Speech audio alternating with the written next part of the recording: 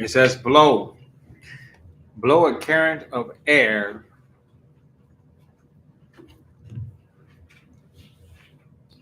Of course, Esau trying to put his meaning on it. It's talking about going, being blown around, or going with something. Going with something. You going along with it. Gossip. Winnow, not with every wind. Somebody got something to say, they got the tea. You there. You listening to it. We're not supposed to do that when it's talking about other people's lives. Why?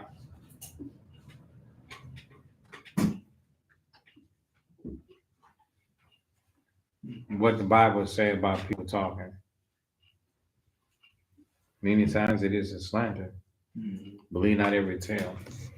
That's Sirach 19 and 15.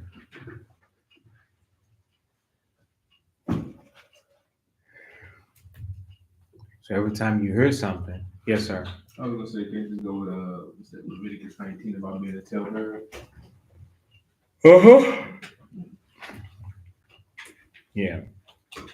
So, but this is, if someone is talking about somebody else's business, that's not something that you should be talking about. That's not something you should be listening to. Okay. Because if they have a problem with that person's business, they need to go and talk to that person and not talk to you. It's the reason why they're talking to you. So in discourse. So it's the reason why they're talking to you. Why would they be talking to you? Very simple. Because they don't want to talk to the other person. Mm-hmm.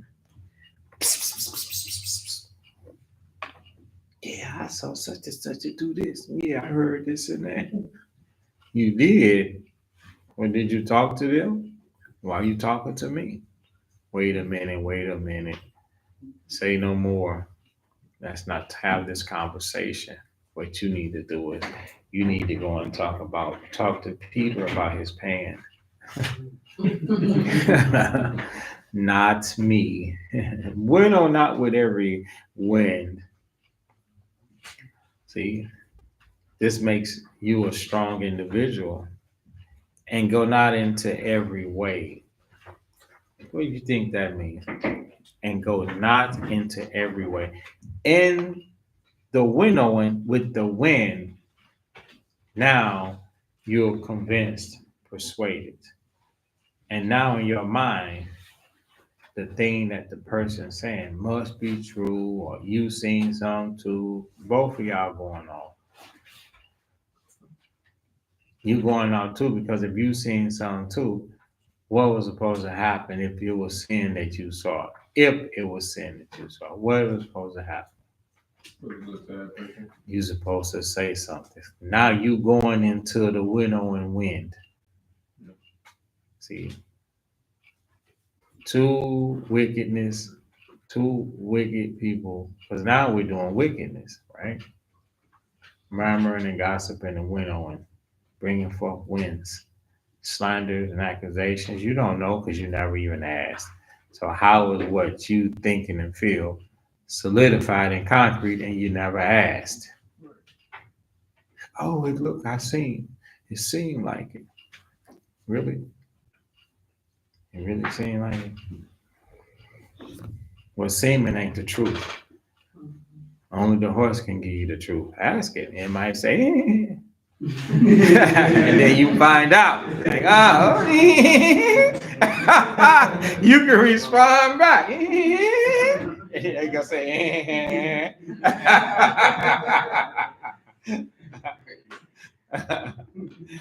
it's true. We gotta learn to rule ourselves, man.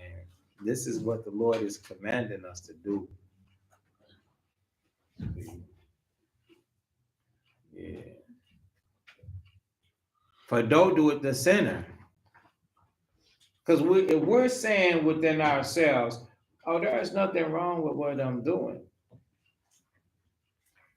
How? How you doing the same thing that the sinner is doing?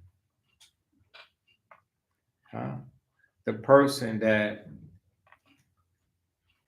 is without Christ, lawless, they meet up when women meet up. A lot of times you see these talk shows. Well, let's not say they gossip, but we're gonna put that in the midst of the window.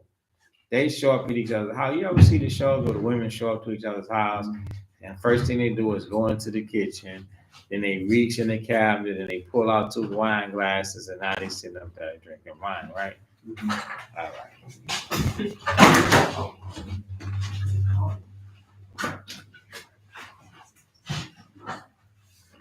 Yeah. All right. So people, hey man, people get together, they drinking wine, and they talking stuff. They talking other people's business. They man, are they smoking or doing anything? They talking other people's business. That's what the sinners in Israel do. So do the sinner that have a double tongue. All right. Verse 10, it says, be steadfast in thy understanding, and let thy word be the same. What does that mean to be steadfast?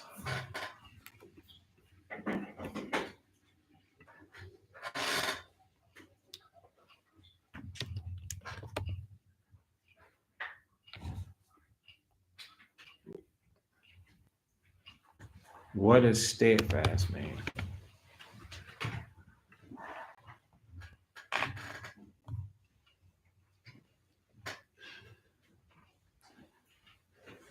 It means stable, strong.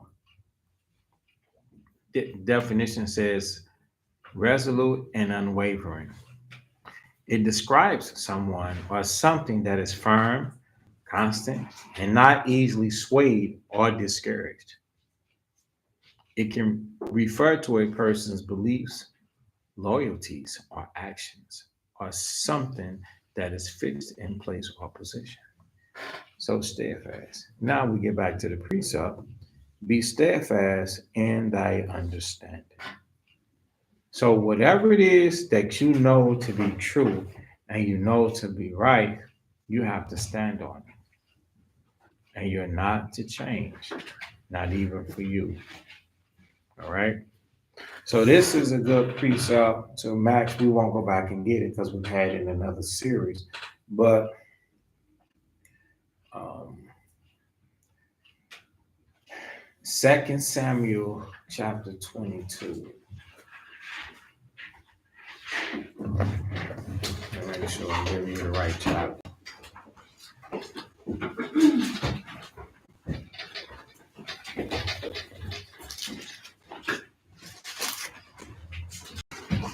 Yes, 22. 2 Samuel chapter 22.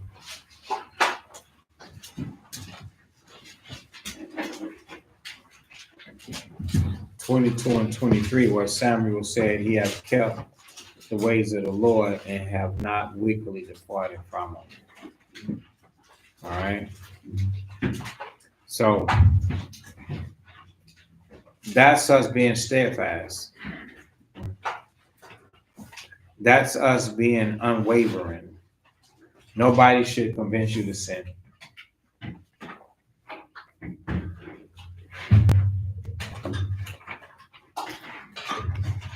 Parents shouldn't convince you to sin. Friends, sisters, brothers, whomever shouldn't convince you to sin.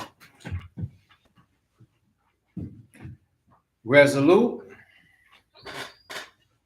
What do you think that means? Resolute.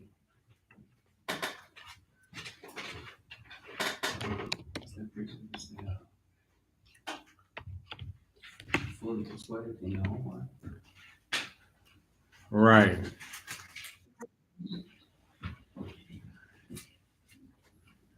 Determined, unwavering,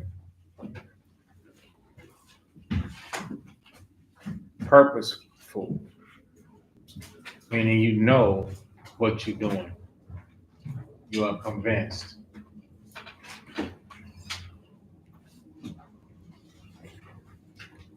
Be steadfast in thy understanding, and let thy word be the same. Be swift to hear, and let thy life be sincere, and with patience give answer. Tell me about that. Be swift to hear. Let's create a scenario when someone would need to be swift to hear. What happened?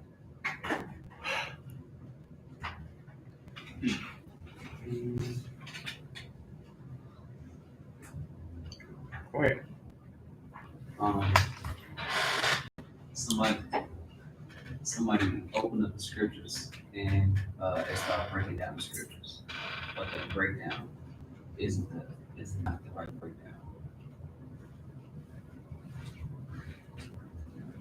And you comprehend it, and then comprehended it, and say, all right, now you.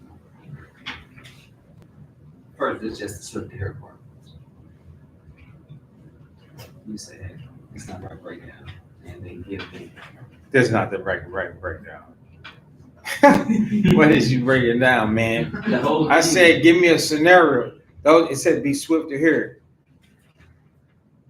And okay, so you listen to somebody. In other words, you be listening to somebody break the scriptures down. Bro. Yeah, that's Okay. a real, like a real. It would be Okay, like- so yeah, you got that. Give it back. Okay, because there are a lot of different situations. All right, so use like somebody breaking down the scriptures wrong. That happens a lot. Why? The scripture said good understanding. If you breaking the laws of the Most High, most of the time you ain't gonna know what you're doing or what you're talking about in the scriptures.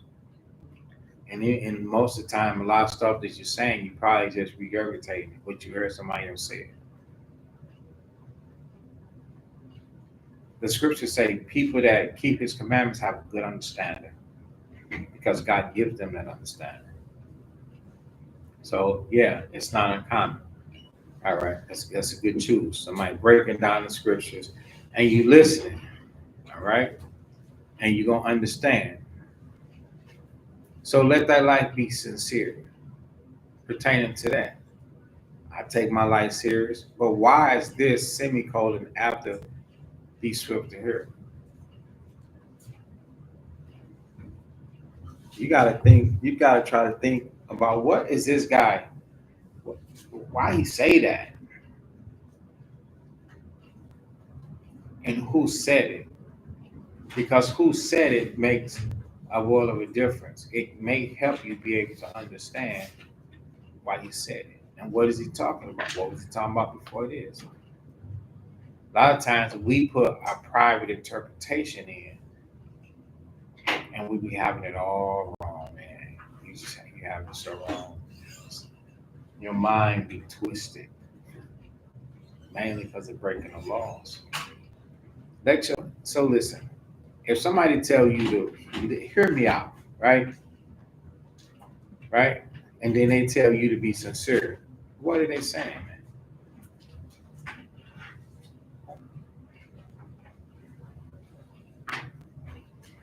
You bobbing, but somebody else, he's bobbing. Corey, Being honest, like let your life be. Be genuine. okay, but wait. Uh-uh. You cooked. Be honest. Okay, I like that. So now, what else about being honest? Same person. Be honest. What is it? What is the scriptures say? He said, be swift to hear. And then it's telling you to be sincere. What is it saying? Like, like make sure you what you doing. It lines up with what you with. It lines up with what you saying. Okay, you weren't going away from it. Yeah, I was thinking. That's okay, guys. I'm sorry. Sometimes I don't ask questions. I understand that. in a way that, bam, I answered it a perfect thing, right? So here's the deal. You ever been talking to somebody and they listening to you, but they listening and humble to listen? They listening for real, or they listening to respond? Most of the time, listen to respond. Sometimes they're listening to respond. They might not be genuine. So you asking them, hey, pay for real. You know what I'm saying? Pay attention. Give me, give me this. You ever been trying to talk to somebody that won't let you talk? They start talking, da da da da da da da. They start talking, what da da da da da da? Like, wait a second. Da da da da da da da da. They talk on top of you. When it get like that, I give in. I give up. I can't talk under that circumstance. I give up. And I'll be able to. I'm like, yeah, man, I'm just gonna give it on up. You can have it. It ain't no fun. Cause we two can't talk. Oh, that's all right. Go ahead, talk. Well, wait a minute. You had everything to say. No, I'm waiting on you. Go ahead. Because I'm going to sit there and listen with sincerity. You got to learn to have a conversation, and you have got to learn to be sincere. It says, let thy life be sincere. So this ain't talking about something that's outside of that conversation. Keep it 100 with what you're doing and pay attention to what these people's talking about without you being affectionate in your feelings and emotions, and you can't pay attention and you can't listen to them. You missing words. You don't really understand what they're talking about. You understand? And on top of that, and then it says, and the word before is sincere, and with patience give answer. So that meant that you had to wait. You got to wait for your turn to talk. And while waiting for your turn to talk, you can't be all jammed up mentally, because the person got a train of thought that they're trying to get across to you. They're trying to express it to you. And this is what they think, and this is how they feel. So if they can pour into you, you can't pour into them by giving them the respect. That's what the scripture's talking about, sincere. Your spirit ain't sincere. You here for you. You here trying to clap back with some words. That's a doggone argument, bro. Nobody want to argue with you. That's a fight. And you're arguing and fussing and fighting because you ain't right. These scriptures is alive. We are not to be like that. You got to learn some self-control. You got to learn some respect. You got to have an honor for yourself, man. Because if you don't respect you, then you sure ain't going to respect someone else. You got to start doing things for you so that you can be a better person. That you can be like, yo, I'm born again. God is in me. I'm born again. No, I don't do that. This is how the Most High wants us to be. Okay? Now do we see and understand? I know this is like a hard little precept right there. But you have to stay, when you read in the scriptures, try to stay within the perimeters of the scriptures, and the words will tell you what that prophet was really talking about. Sometimes we just be quick to rearrange what they were saying, and we just went off in left field. Rearranging what the guy said. Now, this is what he said. Be swift to hear and let thy life be sincere, and with patience give answer. It comes to me because I know I understand spiritual language.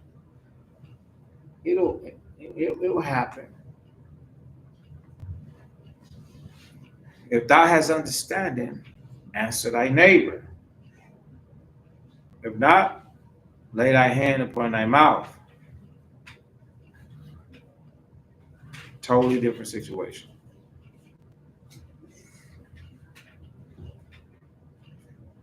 Or, to be honest, we can couple that with that, but it seems to be different. Remember, this guy is he's putting his mind on paper. If thou hast understanding, answer thy neighbor. What is that talking about? Give me a situation. Where's the man there? If you got understanding, answer your neighbor. Your neighbor is coming to you for what? Right. He's coming to you for help. If you have understanding, now tell me about that understanding. If you have understanding, where, Bo, do we get understanding from? From scripture. Well, we get laws, statutes, and commandments and precepts from scriptures.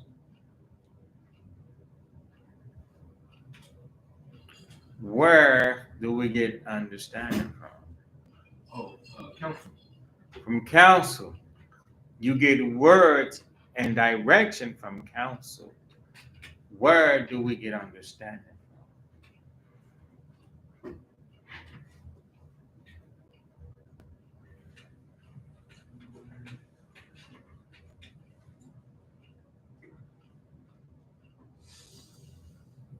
Experience. Successful experience. Turn back to the first chapter. We went over that in the first chapter. Is it the first chapter? No. Yes, first chapter. Ecclesiasticus chapter 1.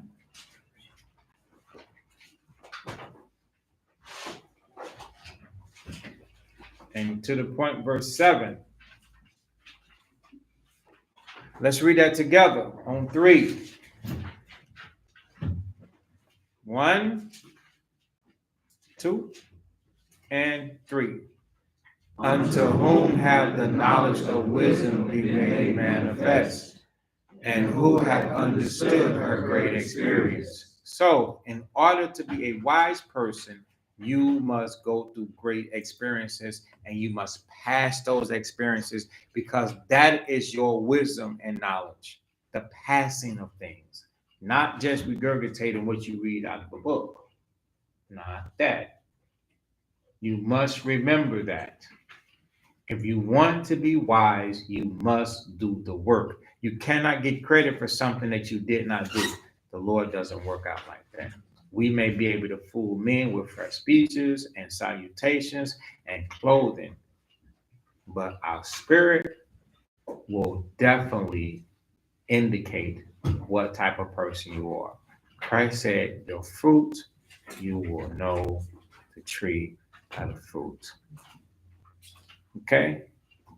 Now, let's go back and remember these things. Everything you guys get taught, remember, you are going to need it. It doesn't need to be substituted with what you think or how you feel you think it means. It doesn't. Don't do the Lord like that. So, if thou hast, what's another word that we can interchange understanding with? Experience. That's right. If you have experience, do what? Answer thy neighbor. If not, lay thy hand upon thy mouth. Let them go so that you don't destroy them and give them some bad advice.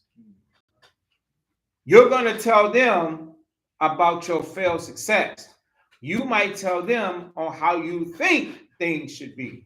Or you might tell them how you know things should be, but yet it's not profitable for you because you don't apply it. Therefore, you're going to leave something out. because you truly do not have the whole package. You may have bits and pieces, but you don't have everything. If you want, now go back to the first chapter and verse 26. Let's read that together on 3. 1, 2, and a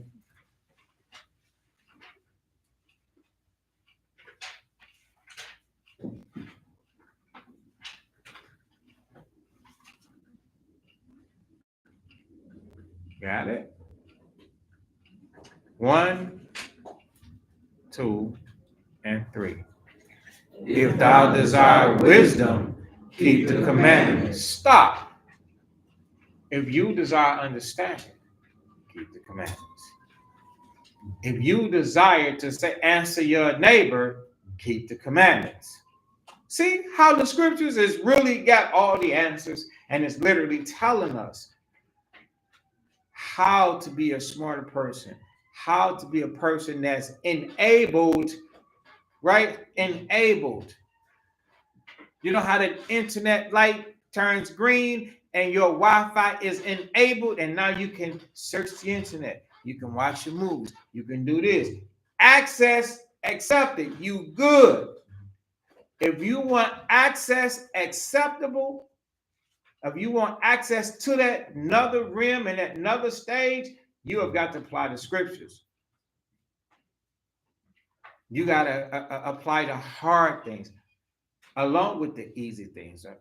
And there's a lot of people that do easy stuff. You have a lead, you can do the easy stuff. But what about the things that war against your flesh? What about the things that truly humble you, that you're supposed to humble yourself to? Are you doing those things? Okay. One thing that I think a lot of people may have problems with, I'll go very basic. Swift to hear, slow to speak, slow to wrath, slow to anger. Even though I say it is simple,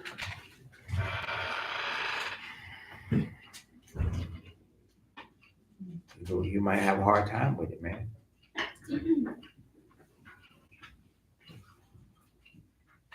We have got to learn self-control. We have got to learn brotherly and sisterly love. We have got to learn to respect one another. We have got to learn to apply the scriptures in doing it. Because knowing to do it and doing it not to you, it is sin. Okay? So, it says, if thou desire wisdom, keep the commandments. Go ahead on 3, 1, 2, and 3. And the Lord shall give her unto thee. See? So who does success come from? The Lord. Because he see you're trying, he see you keeping the commandments, and you're in the midst of something, you're keeping the commandments. Now the Lord is going to open up your understanding for you to understand the scriptures. And then you're going to go through the great experience. That thing, great meaning, oh, that was tough.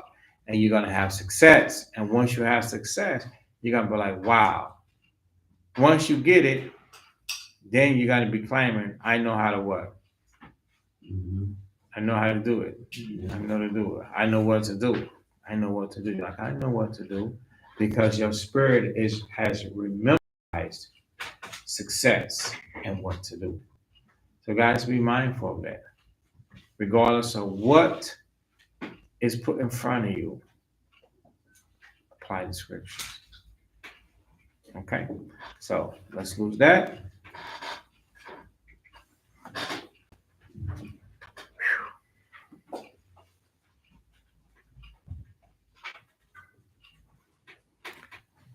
Chapter 5 and verse 12 now. If thou hast understanding, answer your neighbor. If not, lay your hand upon your mouth. Verse 13. Honor and shame is in talk, and the tongue of man is his fall. So let's put those together.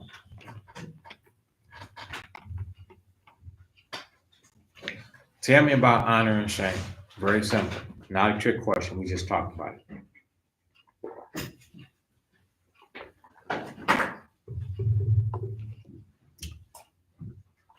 What is the honor part?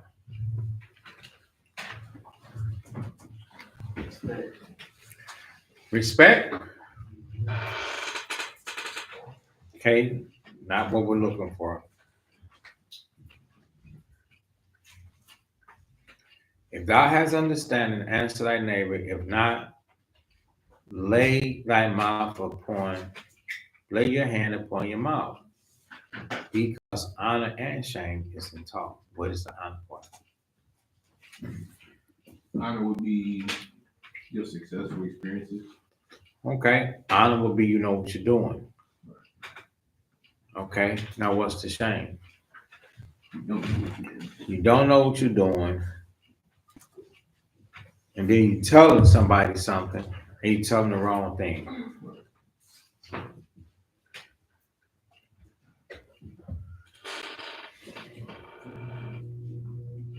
And the tongue of man is his fall. What happened to him? The tongue of man is his fall. You feel about what you said. He did what? You feel about what you said.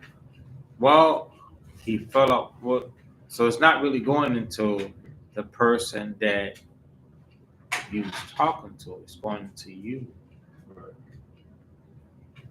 Because you had an opportunity to give honor to yourself or shame to yourself. And depending on what you chose and who you are.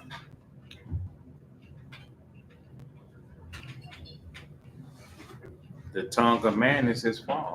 It's a beautiful precept. Go ahead. Pretty much what I want to say, pretty much in the context of being a hypocrite. Let's not throw everything in the kitchen sink at it. What is this? You know, the tongue of man is his fall. So,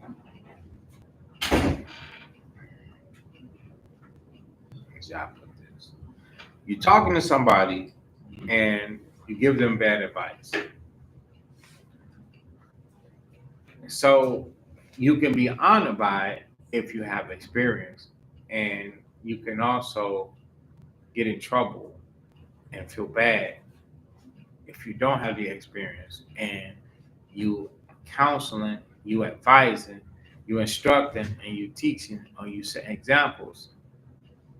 That's a fall. So I don't understand. I don't know how you guys feel, but the last thing I want to do is give somebody some bad advice, because people, they really, they go off of your advice, off what you tell them. You understand? So you tell them how to deal with their family, you tell them how to deal with their job, you tell them how to deal with their car, how to deal with their house, how to deal with their children, how to deal with themselves. So you can fall over that.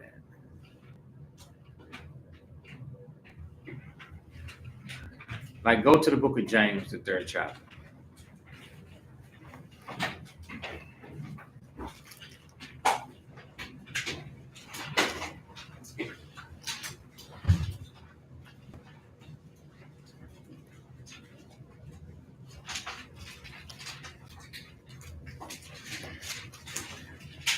James chapter 3, verse 1.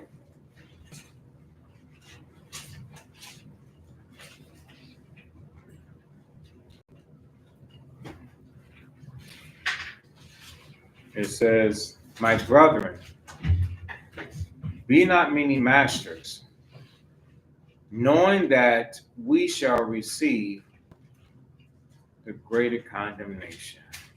So the greater condemnation, the precept says, judgment. For in many things we offend all. If any man offend not in word, the same is a perfect man, and able also So bridle means to control and steer the body. So it's talking about the assembly, the congregation. So why is he mentioning that? That he's able to bridle the body because him being a perfect man. What is he doing that's making him perfect? Not offending nobody, but word. Okay, he's not offending nobody. Okay, God forbid. What else?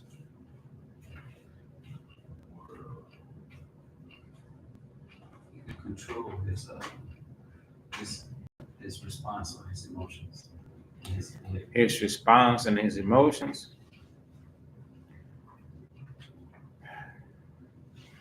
So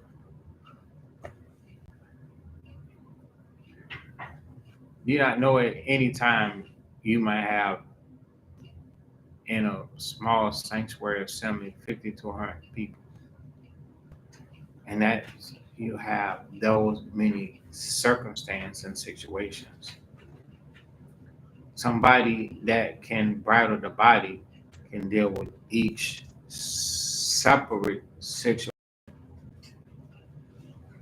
because that's the level of experience of somebody that's able to bridle the body. But know for sure that it can ruin you if you do it wrong. You cannot do it for yourself. You got to do it for the Most High. Go to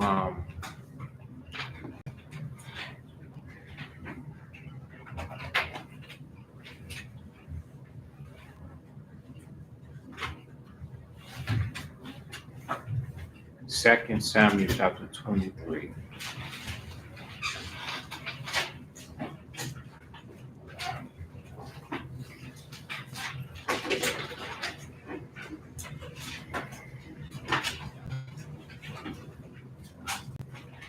In verse 3, we just get to the point. Time constraint. We're coming up on those hours.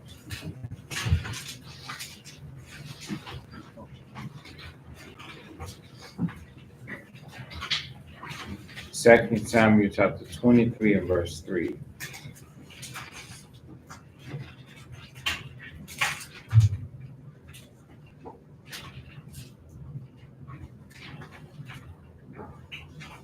It says, the God of Israel said, the rock of Israel spake to me. He that ruleth over men must be just. So in all the situations that you encounter, you got to find the just part of it. But then it says, ruling in the fear of God. So everything that you know and everything that you understand, you must have the fear of the Lord in the midst of it. And you also got to know from experience what you're doing. Okay? Do not just be talking to people and telling them what to do. You'll follow. The Lord will judge you. It's his people. You got to know what you're doing. You got to know what you're talking about.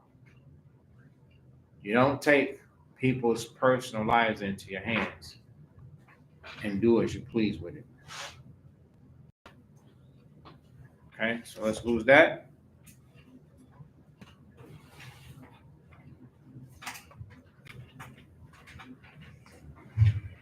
So that we see how a person can fall now, Most High can judge you. You want to give somebody some counsel? You end up in trouble. Be not called a whisperer. So we're back now in Sirach 5 and 14. We got 2 precepts left. We'll finish this chapter here. And this one will be in the books.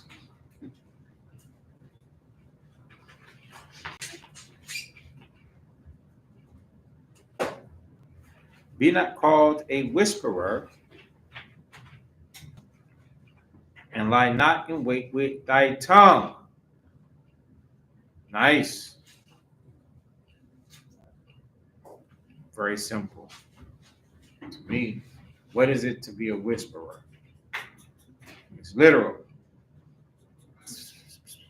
Talking things that you should not be talking, pertaining to someone else.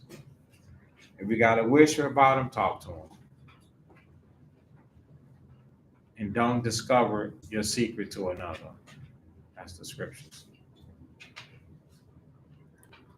Now, and lie not in wait with thy tongue. What's that? And lie not in wait with your tongue.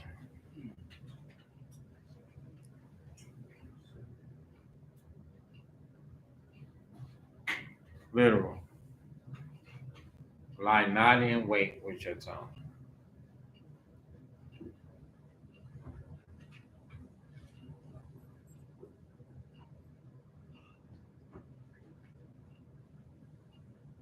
Come on.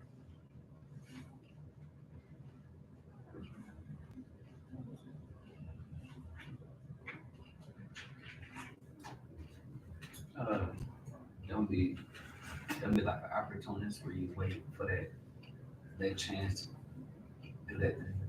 What is the thing? Whisper about the person. Okay. Right. So you may already be suspicious. Okay, Jeremiah, that's fine. And we are not to be talking concerning other people and their business. Not only that, but it says not to lie in wait for an opportunity to say something to them or say something about them. So the Most High is correcting us on our behavior in this precept and saying we can't do that. This person come over here, I'm gonna say something. You're gonna say something negative. You're gonna say something wrong. You're gonna respond. Your response ain't right. You was waiting for the opportunity to say that, and you said it. Honor and shame, remember, is in the talk. So you can't be like that. For a foul shame is upon the thief. He's talking about something else now. And an evil condemnation upon the double tongue. So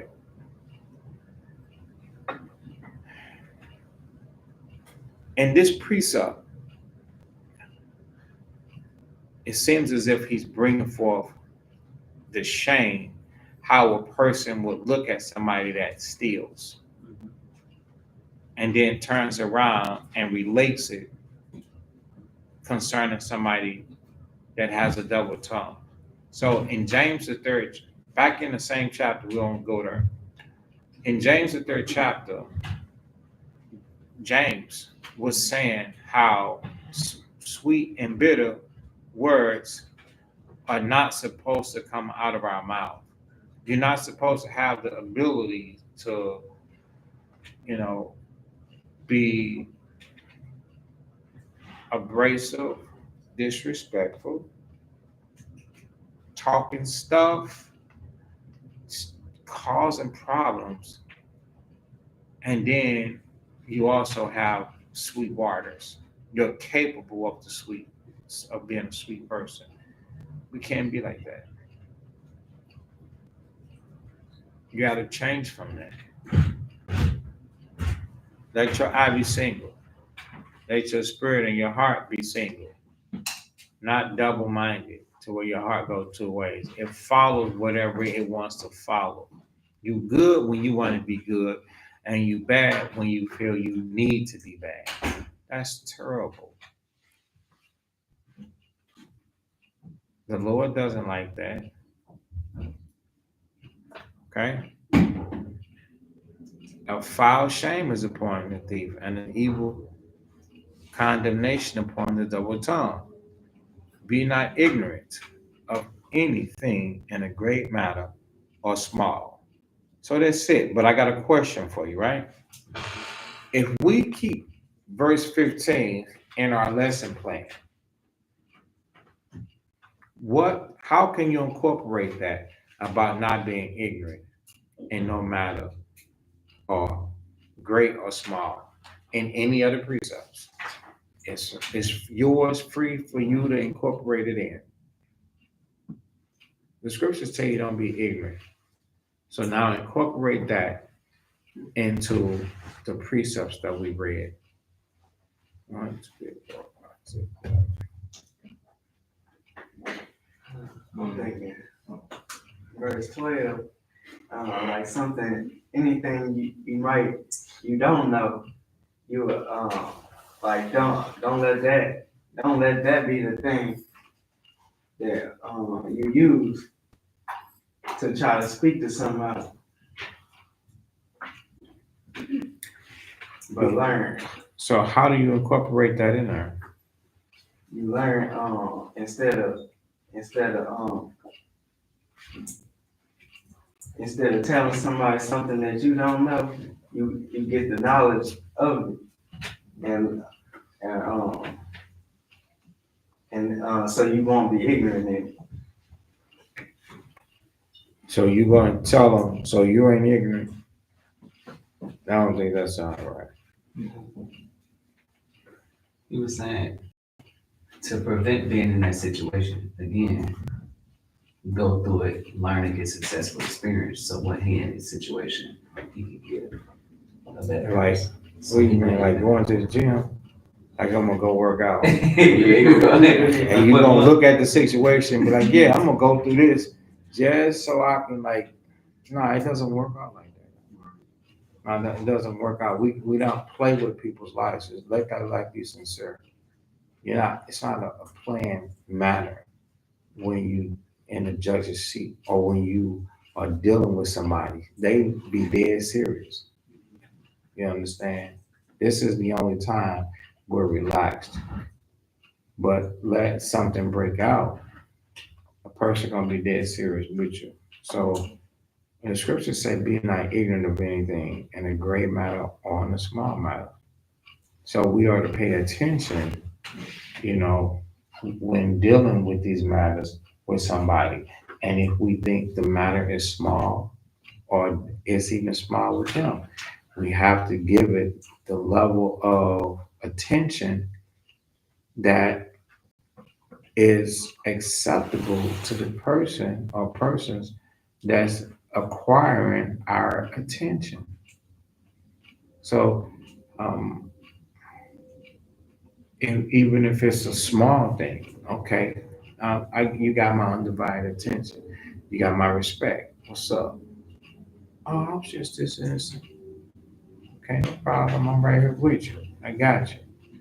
So, if it's a small situation, if it's a great situation, I just incorporated these precepts in and use it and revel into that.